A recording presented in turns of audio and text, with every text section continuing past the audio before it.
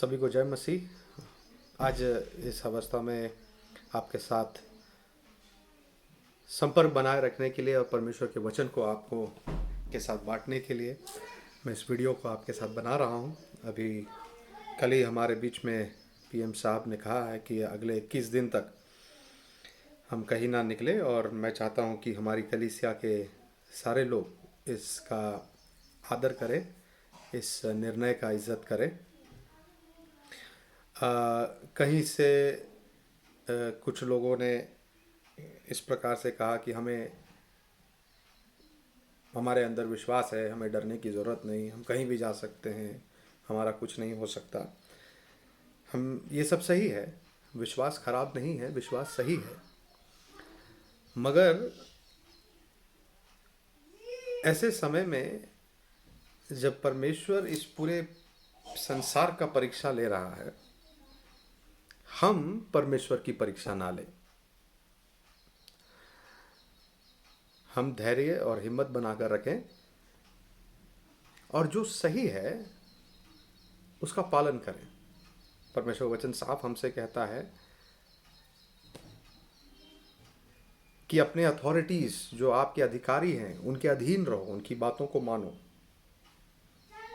तो किसी भी प्रकार का उल्लंघन करना, हम परमेश्वर के वचन का आज्ञा का उल्लंघन करते हैं। मैं ये नहीं कहता हूं कि डरो, मैं कहता हूं विश्वास करो कि हम प्रभु के संतान हैं और प्रभु हमारा चरवाहा है, वो हमें चराएगा, हमें सुरक्षित रखेगा। मगर हम इस समय में भी अपने कानून, देश और व्यवस्था की आदर और इज्जत करते हुए अपने घर में बने रहेंगे, घर से बाहर नहीं जाएंगे, ना ही अपने घर में इस डर को फैलाएंगे और नहीं कहीं जाकर हम दूसरों के घर के लिए डर को फैलाने का काम करेंगे। मैं विश्वास करता हूं कि हमारी कलीसिया इस बात पर विश्वास करती है और इस को बनाए रखेगी।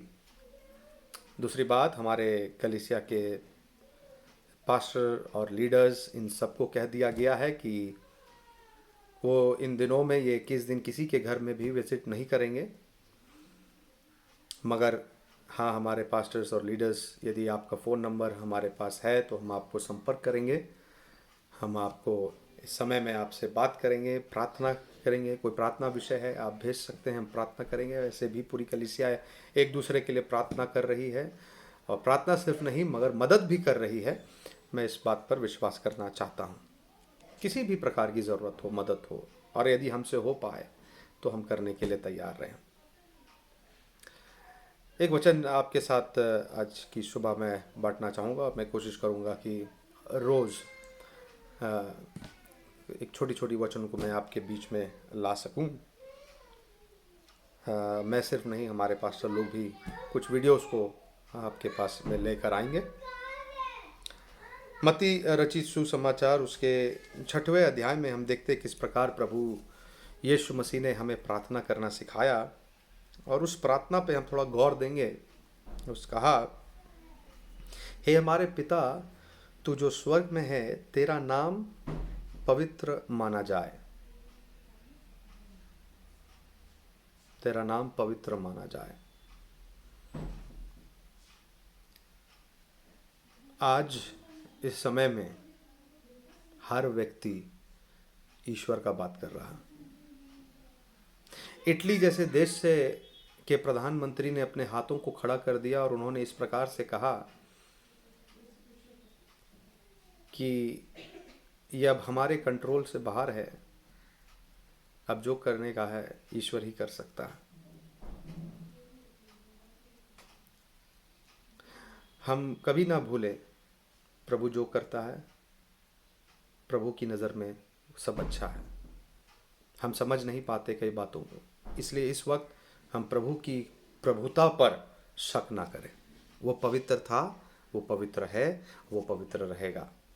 उसके पास योजना था, उसके पास अभी भी योजना है, और वो अपनी योजना को पूरा करेगा। ये मैं चाहता हूँ आप विश्वास करें।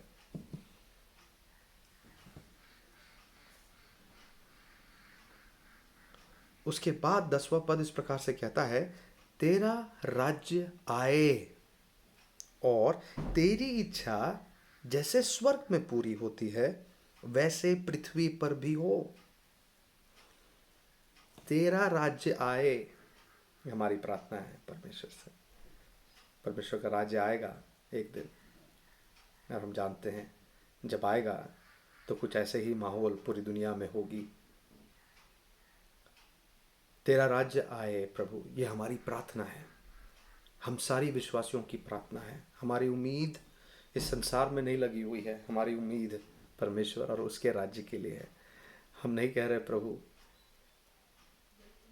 ये राज्य तू बना दे, हमारी प्रार्थना होना चाहिए तेरा राज्य प्रभु आ जाए। हमें डरने की कोई बात नहीं है, क्योंकि हम तेरे हाथों में सुरक्षित पाए जाते हैं। तेरी इच्छा जैसी है, जैसा तेरा इच्छा है वैसा ही हो। हम जानते हैं हम प्रभु की इच्छा में अपने आप को सौंपना चाहते हैं। हम अपनी इच्छा को प्रभु से नहीं कराना चाहते। प्रभु प्रभु है, प्रभु की सोच बड़ी है, उसकी कल्पनाएं बड़ी है। यदि मनुष्य की इच्छा होती तो कोई भी मनुष्य यीशु मसीह को क्रूस पर चढ़ने नहीं देता, क्योंकि मनुष्य नहीं चाहता था, जो उससे प्रेम करता वो नहीं चाहता। प्रभु के लोग नहीं चाहते थे, प्रभु यीशु मसीह के चेले नहीं चाहते थे कि वो क्रूस पर चढ़े। मगर परमेश्वर की योजना कुछ अलग थी। परमेश्वर की योजना यही थी कि वो अपने पुत्र को क्रूस पर बलिदान करे। चेलों की इच्छा के विपरीत, प्रभु के लोगों की इच्छा के विपरीत परमेश्वर की इच्छा थी। और आज हम जानते हैं कि उसकी इच्छा अच्छी थी, उसकी इच्छा पवित्र थी। उसी प्रकार अपनी इच्छाओं को प्रभु के ऊपर हम नहीं डालेंगे, मगर प्रभु की इच्छा में अपने आप को हम एडजस्ट करने की कोशिश करेंगे।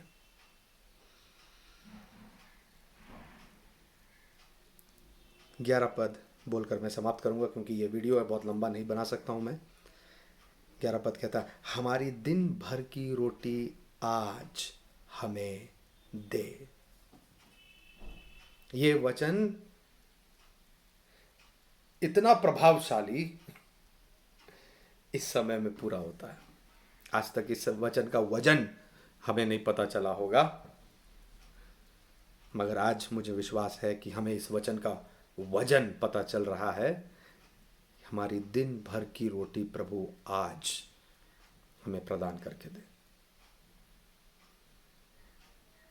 पास्टर सैमुअल ने मुझे सुबह फ़ोन करके कहा कि उसके एरिया में चावल ख़त्म हो गया है, दुकानों में दाल ख़त्म हो गया है, दुकानों में तेल ख़त्म हो गया है। उन्होंने कहा कि आलू का दाम बढ़ गया, टमाटर का दाम बढ़ गया, प्याज के दाम बढ़ गए। ये कहानी है पूरी दुनिया की इस वक्त, पूरी दुनिया की, भारत की, रांची की सिर्फ नहीं, पूरी दुनिया की। और ये प्रार्थना इस समय में हम सब के लिए बहुत अहम है। प्रभु आज की रोटी, और चिंता ना करे, चिंता ना करे कल क्या होगा, एक हफ्ता बाद क्या होगा। प्रभु हमारे लिए रोज प्रबंध करेगा। और जब प्रभु प्रबंध करेगा तो हम क्या करेंगे? हम बुद्धिमानी से काम करेंगे। बुद्धिमानी से काम करने का मतलब हम हर एक चीज का प्रयोग सीमित करेंगे, है ना। जब प्रभु संसार का परीक्षा ले रहा है, हम प्रभु का परीक्षा नहीं लेंगे। उसका मतलब हम सारे चावलों को, दालों को एक ही दिन में खाकर खत्म करने के प्रयास नहीं करेंगे। जितना लंबा भी चले प्रभु, जितना आज हमारे पास है, हम उसी को थोड़ा थोड़ा करके उपयोग करेंगे। और हम जानते हैं यहोवा मेरा चरवाहा है, मुझे कुछ घटी नहीं होगी। वो मुझे हरी हरी चराइयों पर चलाएगा। इन वचनों पे विश्वास करें। और ये प्रार्थना हम जब करते हैं, तेरी इच्छा पूरी हो, आज की रोटी हमें प्रदान करे, विश्वास करें कि हमारा परमेश्वर जिंदा है, हमारा परमेश्वर प्रार्थना को सुनने वाला है। और याद रखना, ऐसी समय पर हमारा परमेश्वर हमें छोड़ेगा नहीं, त्यागेगा नहीं। मगर वो हमारे साथ बना रहेगा। मैं आशा करता हूँ कि ये समय आप उपयोग करेंगे प्रभु के वचनों पर ध्यान देने के लिए, प्रार्थना करने के लिए। आज सुबह मेरा एक भाई से, हमारी कलीसिया के एक भाई से बात हुआ। वो कहे कि उनकी बहन को दुमका से लेकर, भांजी को दुमका से लेकर यहाँ तक आना था। बड़ी तकलीफ़ थी, मगर प्रभु ने ऐन वक्त पर उन्हें गाड़ी प्रबंध किया। और पूरे रास्ते भर में इतनी चेकिंग चल रही थी, गाड़ी को रोका जा रहा था, मगर उनकी गाड़ी को, उन्होंने कहा कि मैंने प्रार्थना करके निकला, उनकी गाड़ी को नहीं रोका गया। और यदि रोका भी गया तो उनको छोड़ दिया गया, बोला आप जाइए। और कईयों को रोका और जाने नहीं दिया गया। ये बात बताती है कि प्रभु अपने लोगों के साथ में है। कल मैं दवाई खाने में मम्मी का दवाई लेने के लिए गया। इतनी भीड़ आज़ाद फार्मेसी में लगी हुई थी। मैं सोचा कि यहाँ पर तो 1 घंटा से ज़्यादा लगेगा। मैं भी खड़ा था चुपचाप। जब मैं 5 मिनट या 10 मिनट वहाँ खड़ा रहा चुपचाप इतनी भीड़ में, अचानक मैनेजर का नज़र मुझ पे पड़ा और उसने मुझसे कहा कि हम आपको देते हैं।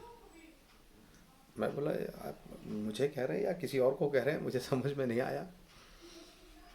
मगर थोड़ी देर में मैनेजर ने एक लड़के को बुलाया और कहा कि इस व्यक्ति के हाथ में जो प्रिस्क्रिप्शन है उसे लो और उनका क्या है उनको दे दो।